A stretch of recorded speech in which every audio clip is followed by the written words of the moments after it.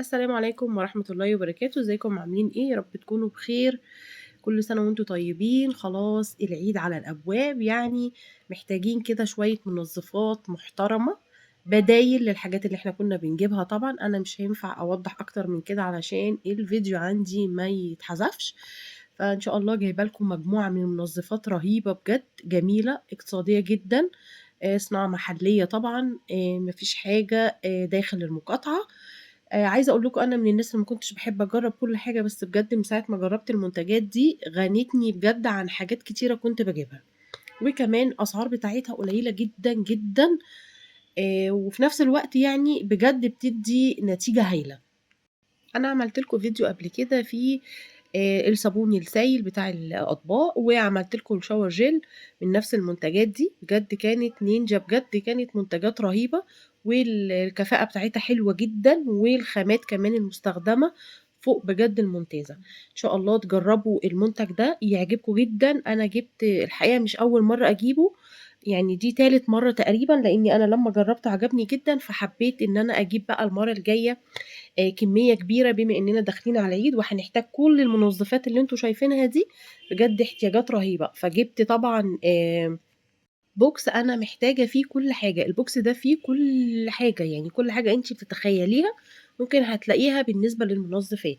فطبعًا أنا قُلت أعمل معاكم الفيديو ده علشان أفيدكم زي ما أنا استفدت بجد، وكمان هناخده قطعة، قطعة كده، وأقول لكم دي إيه ودي إيه ودي استخداماتها إيه، ودي كمان بديلة لإيه. فالبوكس اللي أنا جايباه ده الحقيقة معاه يعني جايبة حاجات كتيرة زي ما أنتم شايفين كده في الفيديو، هي حاجات تبع دكتور كلين، بجد فوق الممتازة، والله يا جماعة فوق الممتازة. هي صناعة محلية لكن الجودة بتاعتها عالية جدًا، زيها زي المنتجات اللي كنا بنشتريها بأتمان كتيرة أكتر من كده بكتير، وفي نفس الوقت بتدّيني غرض رهيب. فإن شاء الله بإذن الله تعجبكم المنتجات دي. أهو البوكس فتحته معاكم، وفيه كل كافة شيء أنتِ بتحتاجيها من منظفات في البيت، كل حاجة. أول حاجة هنبدأ مع بعض بالكلوركس الألوان. ده كلوركس ألوان بينفع طبعًا في الغسالات العادية والغسالات الأوتوماتيك والغسالات اللي فوق أوتوماتيك، يعني هو شغال معاكِ في كل حاجة. طبعًا ده بديل للكلوركس اللي إحنا بنستعمله، بجد تحفة جدًا، ما فيش أفضل ولا أحلى من كده.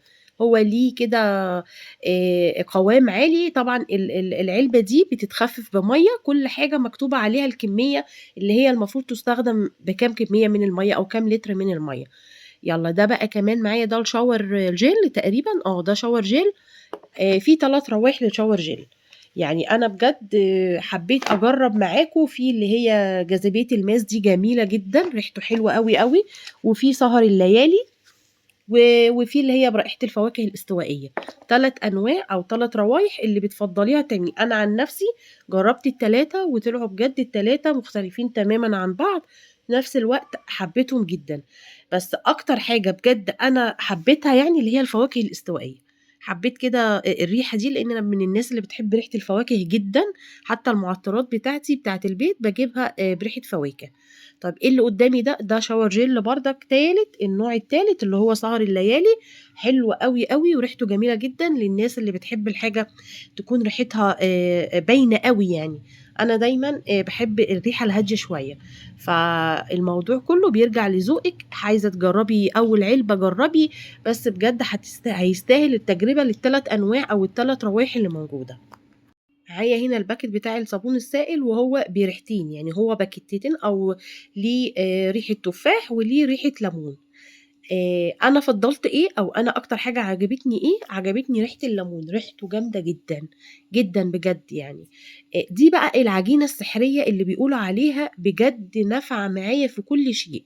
عايزة أقول لكم أرضيات شغّالة، سيراميك حوائط شغّالة، على البوتاجاز شغّالة، على الأحواض. عايزة أقول لكم كمان باحُط كمان معلقتين في حبّة كده، مثلًا في 3 كوبايات من المَيّة، وباخفّفهم وباغسل بيهم المواعين، بجد ما فيش بعد كده.